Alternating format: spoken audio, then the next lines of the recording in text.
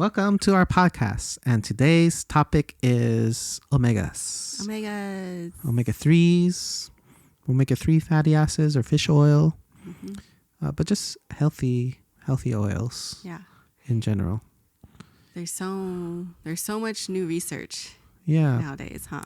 So a lot of people take vitamins. I think we all know vitamins. I think a huge percent of a population take vitamins. We talked about that in our other video. And but not everyone takes a fish oil. Yeah. And there's a lot of mixed reviews, right, with fish oil. Oh yeah. And let's talk about just nutrition, right? Because you know, our ancestors didn't get fish oils in little supplements, right? And not all cultures have fish based in their diet. And so why is fish oil so important today? And what should we do? And let's first look at some of the challenges and some of the gaps in nutrition. So I think the biggest thing when people come why they take fish oils is cardiovascular health and brain health. Yeah. And inflammation, basically. So they're feeling some pains and other things, but big one, there's a lot of research with cardiovascular health and brain health. And if you eat a lot of fish, you should have a lot of fish oils, right? Yeah. And growing up, did you eat a lot of fish? I wouldn't say I ate a lot of fish, but I feel like I've eaten a lot. Like feel like I've eaten more than like maybe a normal child growing up. I think more than the average. Yeah. And so we might not think of it as a lot, but for some people that absolutely don't eat fish, I know some people absolutely don't like fish. Growing up in Hawaii, growing up on an island, being Japanese, or I'm Japanese Filipino, there is fish. You can eat fish for breakfast. You can eat fish fried. You can eat fish steamed in a soup. You can eat fish raw. And so that definitely is an alternative to just eating like meats or red meat. And there's a lot of benefits to that as well. And so when we talk about, they call it healthy fats, right? Yeah. I think what's the easiest way to look at it is it solid or is it liquid at room temperature? If you think about it, right? Right. Like if we look at lard or like meat, when it cools down, all the fat that's like have you ever cooked some soup, right? Yeah. With chicken pork soup or chicken. And then as it gets cold, you start seeing like these layers of fat that gets like semi-hard, right? But when you look at fish oil, it stays liquid. When you look at olive oil or avocado oil, it's still liquid. Yeah. And so those are just different types of fats or oils. So avocado and olive, that's omega 9s. But today we're going to talk about omega 3s. Yeah. Right? And so what can we do, right? Change our diet. Change the diet. They also have done research with omega 6s. Like a lot of people, they call this bad, good. And I'm learning that we shouldn't call things bad or good. Omega 6 has a reputation of being pro-inflammatory, but it exists everywhere. So there's some people that are like, you have to avoid 100% of it. You cannot. Well, you can, but that should not be the message. The message is to just have a reduce the intake, basically, right? Yeah. It's not that it's bad. It's just too much of it can be harmful to your body. There is tolerable levels, and it's just the way it's meant to be, not to obsess over it. Yeah. With that said, in the US, we just have a high amount of omega 6, and we would think like, hey, is this because of the meat or other things? But a lot of it is from processed foods. A lot of the fillers come from plant-based oils, animal-based oils, and it just causes a lot of inflammation. Fast food is a huge one. Yes. What are you frying the food in? Yeah, and everything seems to be deep fried these days because it's fast. It's fast. It's like a fast way to cook things. It's tasty. Yeah. And some people avoid it. Mm-hmm. Air frying can reduce it. Mm-hmm. Some people just have it on occasion. Yeah. But if you're eating it all the time, which I don't think we're, if you can help, try to diversify. Right. And going back to meats, man, when we were in Hawaii, we would eat a lot of poke, right? There is a downside to that is nowadays that there's heavy metals like mercury, and sometimes there's parasites, right? Yeah. And it's like, it seems like you can't win. They say fish is healthier, but you can't, They say you go vegan and you're missing out. Yeah. But fish oils are amazing.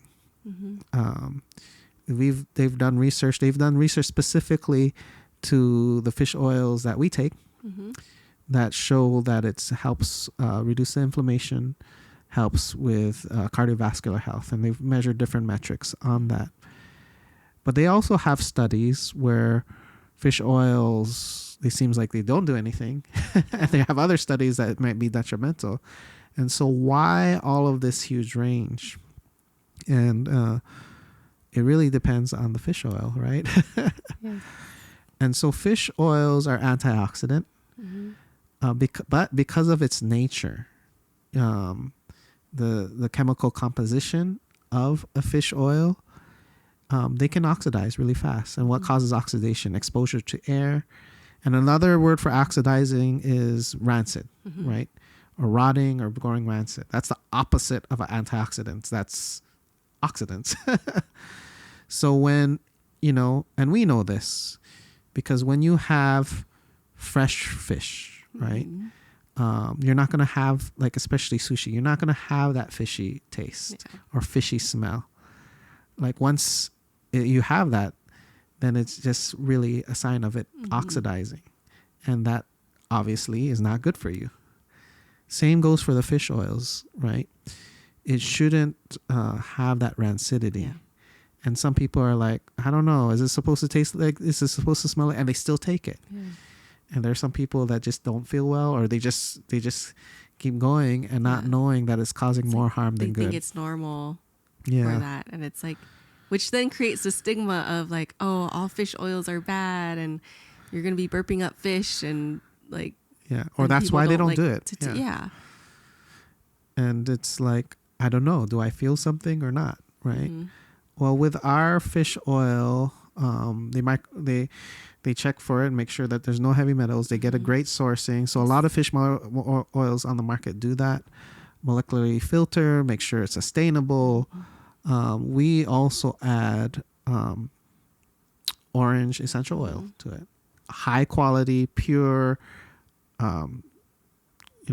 highest grade orange essential oil. And orange has a compound called limonene, which is a very strong antioxidant. It works well. And so one purpose of that is it actually prevents the fish oil from oxidizing. Some people who, like, there's a misconception like, oh, it just masks the smell or masks the taste. So it tastes like oranges. No, it doesn't just mask the taste. No. Otherwise, you would taste both fish and orange together. Yeah. That's how it works. What you're tasting is just orange. Because you don't have any fishy taste. And this is the how we share, right? An example is we just have people bite into it. Yeah. So these capsules, so the fish, our omegas come in a large gel cap. And like even for me, like I absolutely hate swallowing pills, and it's daunting for me to think, okay, I have to swallow 3 of these a day, right? Yep. But I love the fact that I now can bite into one of those capsules and it tastes good. Yes. Now, if you're a texture person, like it's like taking a spoonful of olive oil or avocado oil. It's that texture. Yeah. But it's not bad. Like it's very reasonable. It tastes like orange. Yeah. And I don't know, it tastes good. Like it's like candy. It kind of reminds me of like some like certain like Japanese candies. Yeah. in flavor. So that's one of the reasons why we have orange essential oil in the product that we take. Another thing about orange essential oil is that they do have some research of it having a positive effect on cardiovascular health, healthy cholesterol levels. And there's other studies that together that it just creates a synergistic effect that also affects different genetic markers, right?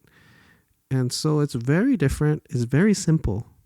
It's not too flashy. It's not a new ingredient. It's not the newest, latest ingredient. Yeah. Orange essential oil has been around for years and years and years and decades. You know, fish oil has been around for years and years and years and decades.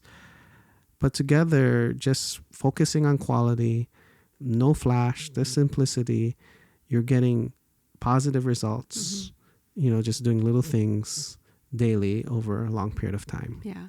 So how do you feel that these omegas have helped you?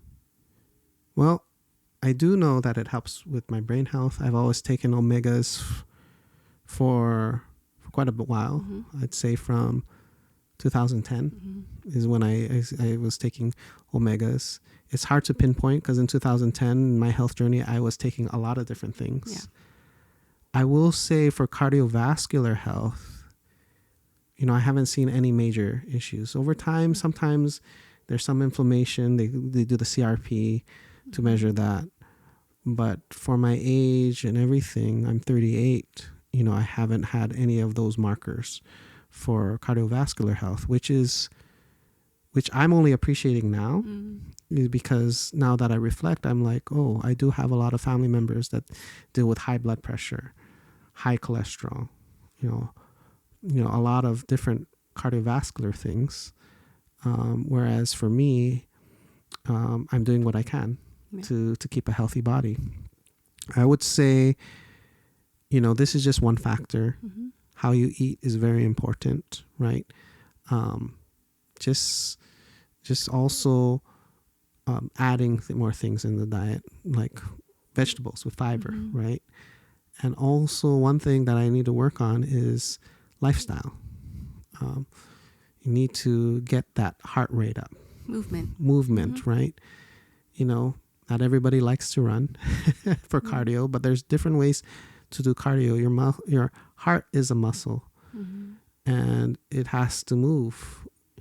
Otherwise, you know, over time, it gets harder and harder to do. And so all of those things for cardiovascular health is very important to me, especially seeing challenges that kind of spiral that come from issues with cardiovascular health. Yeah. How about you? For me, I think I've noticed more of my mental health. And for me, I never thought I had like mental health challenges. Yep. I've always seemed fine. Like, you know, when I think about mental health, to me, the perception is you're drowning. Like, you know, like there's something big, something recognizable that kind of, you know, you're like, oh, I'm really sad or I'm feeling this way. And of course, when you're going through it, you don't know. Yep. And so I never thought like, oh, I had like, you know, mental health. But for me, I think it's just clarity too. Like I feel like my brain is clearer, you know, so I feel like I'm processing better. Yep. And I feel just like more like lighter, like uplifted. Like I don't feel like sometimes a weight. Like even though maybe certain things can be stressful and things in life come up, but I still physically, like mentally, I don't feel weight. Yeah. And so that's something for me that I've noticed when, you know, like after a period of time, I'd say at least a week of consistently taking the omega supplements and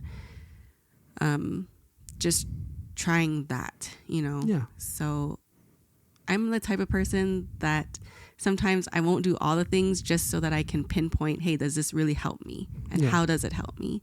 And so taking the omegas on its own without my multivitamin or anything else, like I do notice that difference. just as a standalone. Sounds good. Yeah, foundational health, just little habits over long periods of time really compounds. And just doing this may just move the needle a little bit, right? Yeah. You add vitamins to that. You add changing how you eat to that. You add sleep to that. Yeah. You add all of these things. It might not seem big, but it's one more thing, right? Yeah. And you are definitely better with it than without it.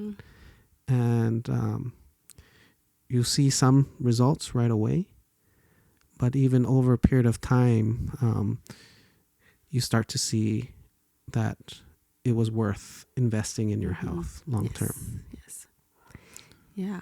So that's a little bit about omegas. I think we can deep dive into that too. There's so much information, but just the fact that, you know, we can talk about something that's very high quality, that, you know, you could drink it, you know, you can eat it by itself. You don't have to swallow it in a pill.